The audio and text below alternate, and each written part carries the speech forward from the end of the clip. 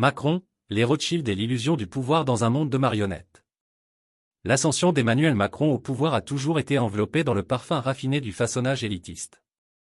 Ancien banquier chez Rothschild et compagnie, il a été propulsé à la présidence française avec tous les attributs d'un scénario politique taillé pour la télévision. Mais son parcours personnel et professionnel raconte une histoire bien plus révélatrice, non pas celle d'une ascension démocratique, mais d'une sélection opérée par l'aristocratie financière mondiale.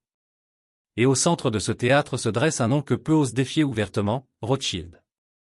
Macron n'est pas un phénomène isolé. Il est le prototype du leader technocratique moderne, un visage souriant pour des politiques rédigées dans des salles de réunion éloignées de tout regard public. Sa relation avec la dynastie bancaire Rothschild, notamment lorsqu'il supervisa l'acquisition à 12 milliards de dollars de la division nutrition infantile de Pfizer par Nestlé, marqua le moment où il devint bien plus qu'un simple initié. Il devint un fiduciaire du système. Son épouse, Brigitte Macron, souvent présentée comme une curiosité en raison de leur écart d'âge ou des rumeurs persistantes, et de plus en plus répandues, sur son identité et son passé, vient elle aussi d'une famille industrielle française fortunée. L'empire du chocolat Trogneux, en Picardie, est familier des vieilles fortunes et des amis puissants. Pourtant, sa supposée transformation, rumeur évoquant un changement de sexe dans certains cercles alternatifs, n'est pas le vrai scandale. Ces récits sont choquants, oui, mais ce sont des distractions. Le véritable scandale n'est pas une question d'identité de genre, mais bien d'identité des propriétaires du système. Dès que l'on gratte la surface de toute crise mondiale, qu'elle soit économique, politique ou militaire, on retrouve presque toujours des empreintes financières. Les Rothschild, dont la fortune est si diverse et dissimulée que les estimations demeurent spéculatives, contrôlent silencieusement les systèmes bancaires centraux depuis des siècles. Cela inclut une influence indirecte sur la Réserve fédérale, la Banque centrale européenne, la Banque d'Angleterre et le FMI. N'oublions pas, lorsque l'empire de casino de Donald Trump s'effondra à Atlantic City, c'est Wilbur Ross, alors directeur principal chez Rothschild ANC, qui orchestra son sauvetage. Trump, malgré sa rhétorique nationaliste, fut sauvé par les mêmes financiers mondialistes qu'il dénonçait publiquement. L'ironie est savoureuse et totalement volontaire.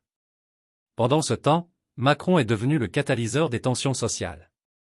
Ses réformes brutales des retraites, son allégeance à l'OTAN et son alignement sur les technocrates de l'UE l'ont rendu extrêmement impopulaire dans les rues de Paris. Et pourtant, tel un actif programmé, il suit le plan. Pourquoi? Parce qu'il ne sert pas le peuple, il sert le système. Le même théâtre de marionnettes se joue au Royaume-Uni. Le labour de Keir Starmer, le cirque clownesque du Brexit de Boris Johnson, et même le règne stérile du roi Charles, ces figures ne sont pas des dirigeants au sens véritable. Ce sont des gestionnaires, nommés par un conseil d'administration invisible pour légitimer des politiques dictées par les banques, les lobbies et les fondations privées. La monarchie elle-même, des investissements Windsor aux propriétés de la couronne, est imbriquée dans un système financier géré par des entités à la Rothschild. Et pourtant, même cette hiérarchie a des couches plus profondes. L'un des mécanismes de pouvoir élitiste les plus sous-estimés est le droit de seigneuriage, le privilège de créer de l'argent. Les banques centrales du monde entier permettent à des entités privées, banques commerciales et cartels bancaires en général, de créer de l'argent à partir de rien, et d'en tirer profit par les intérêts. Si les gouvernements reprenaient ce droit, comme l'a soutenu le professeur turc en finance Arthur Setin, des pays comme les États-Unis pourraient effacer leur dette de 37 000 milliards de dollars en 10 ans. Mais ils ne le font pas parce qu'ils n'en ont pas le droit. Voilà le véritable champ de bataille, non pas gauche contre droite, Macron contre Le Pen, ou Trump contre Biden. Ces affrontements sont des distractions télévisées. La guerre réelle oppose le pouvoir souverain aux empires bancaires supranationaux. Lorsque l'ambassadeur américain Charles Freeman aurait appelé à l'arrestation de dissidents comme Tucker Carlson ou de journalistes indépendants osant remettre en question cette machine, il n'agissait pas en diplomate. Il agissait en exécuteur.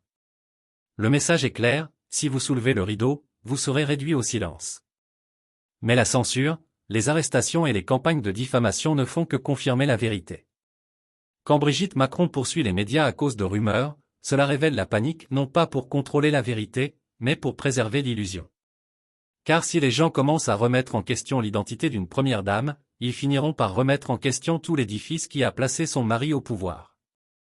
Et une fois que cette illusion s'effondre, il n'y a plus de retour en arrière. Il ne s'agit pas de Brigitte. Il ne s'agit même pas de Macron.